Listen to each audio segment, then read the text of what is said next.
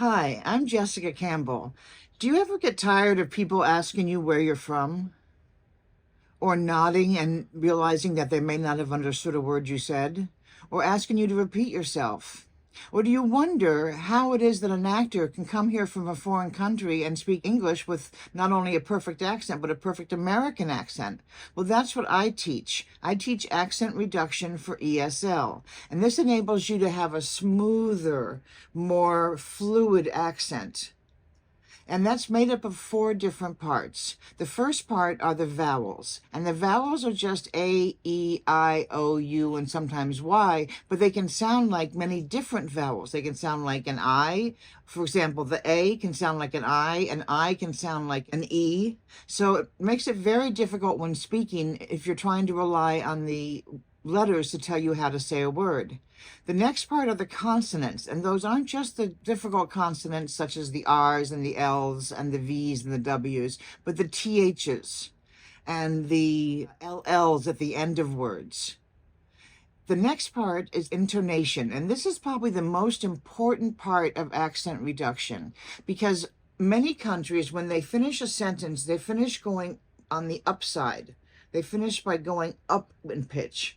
In America, you finish by going down in pitch. I'm having a party. I'm having a party.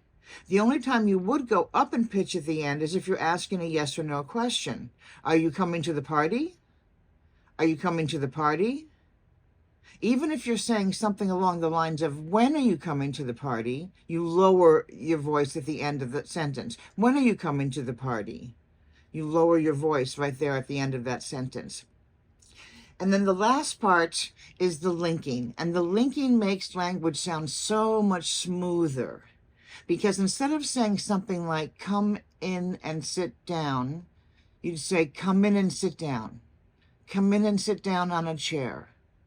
Come in and sit down on a chair instead of come in and sit down on a chair. Sounds much better, doesn't it? Come in and sit down on a chair. Everything sort of goes together very nicely there, and you can see the smoothness of the sentence. So vowels, consonants, linking, and intonation are all extremely important in accent reduction. And also, there are accents not just within the words, but within words, within sentences. So if you're saying the boy came to school, you'd emphasize boy, came, and school. The boy came to school. And learning about those different things that you need to do to have a great American accent is exactly what I teach. So thank you so much for listening to me. I really appreciate it. Bye-bye.